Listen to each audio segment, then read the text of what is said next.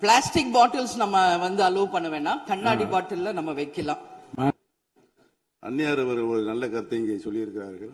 அந்த கருத்து ஏற்புடையது அல்ல என்பதை நான் தெரிவித்துக் கொள்ள கடமைப்பட்டிருக்கிறேன். என்ற கோபம் வந்தால் தண்ணி பள்ளி கொண்டிருக்க வாய்ப்பு இருக்கிறது.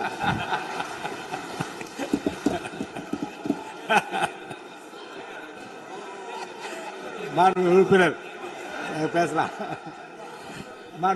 இப்போ தண்ணி பாட்டில் தான் வீசணும் கிடையாது, டம்ளர்ல கூட வீசி அடிக்கலாம். உறுப்பினர் ஒரு நிமிஷம். இப்போ தண்ணி பாட்டில் தான் வீசணும் கிடையாது, டம்ளர்ல கூட வீசி அடிக்கலாம். உறுப்பினர் ஒரு நிமிஷம். தலைவர் அவர்களே, நம்முடைய மாண்புமிகு முன்னாள் முதலமைச்சர் அண்ணன் ஓபிஎஸ் அவர்கள் ஒரு நிகழ்வை குறிப்பிட்டு அதை எரிவதற்கான தண்ணி பாட்டிலை எரிவதற்கான வாய்ப்பு இருக்கிறது என்று சொன்னார்கள்.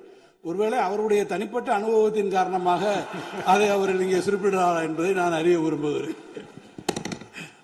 ரொம்ப காரசாரமாவே போயிட்டு இருந்துச்சு, அதனால ஒரு ஹாப்பியா நம்மளுடைய முதல்வர் பிறந்த நாள்ல எல்லாரும் சந்தோஷமா இன்னைக்கு நம்ம அவையை செய்வோம்.